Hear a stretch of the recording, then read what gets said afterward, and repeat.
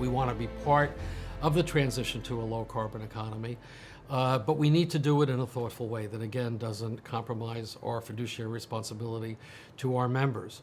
So we've been going through a process on the risk side to reduce risk by evaluating. We've started with our energy companies to really look at transition readiness. We're not as much concerned about what a company may be doing today. We're really concerned about whether or not the company understands the need to transition, to support the goals of the Paris Agreement, to be part of the positive change we need to see on the climate issue, reduce greenhouse gas emissions, make sure you're disclosing your emissions, disclosing what your business plans are. So using that evaluation, we have made the decision in certain cases to restrict investments, in some cases divesting. What we also put a great priority on is seizing on the opportunities. And that's where our allocation to our sustainable investment and climate solutions allocation is very, very key. We've deployed over $20 billion in capital thus far to sustainability and climate solutions.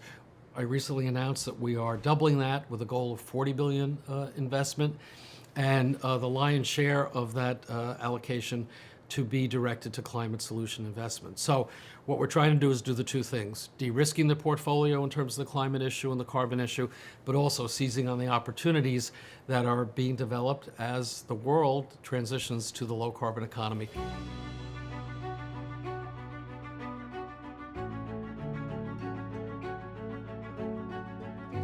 The issue of just transition is one that I think we all need to do a better job, because we could look, broadly at the issue of how we're dealing with climate, but when you're seeing industry sectors change, it's going to create dislocation. And it's, for some folks, it'll create new job opportunities, but for other individuals, they may lose the jobs that they've had and be forced to be in a very different career path. I actually think the Europeans have done a better job of embedding the notion of just transition into the discussion of climate and how you invest in that regard. So we certainly try, again, looking broadly at ESG, while the E part of climate is very, very key, we think the S part of the impact on the workforce needs to be more fully factored in. So again, it just becomes part of our due diligence when we're making decisions about investment opportunities. And we've certainly, in recent years, elevated the discussion of what a just transition needs to look at as far as the workers. And also, just transition, I think, also has to incorporate how communities are impacted. And we certainly know that whole issue of environmental justice is one that in our own country, we're finally coming up to speed on. So there's a lot of issues about justice related to the environmental considerations that I think are very important, and we always need to keep them in the forefront of the discussion.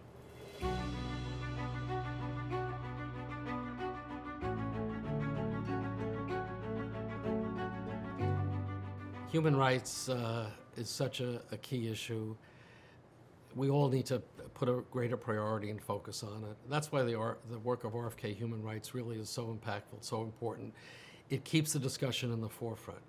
And I think the strategy to include the investment community, be it folks like me who run a pension fund, or investors who are out there in the marketplace, to have the discussion and the involvement of the marketplace in advancing human rights is key. Government can't just do it by law or policy. The market still has a great impact. And the market ultimately impacts on hearts and minds as well.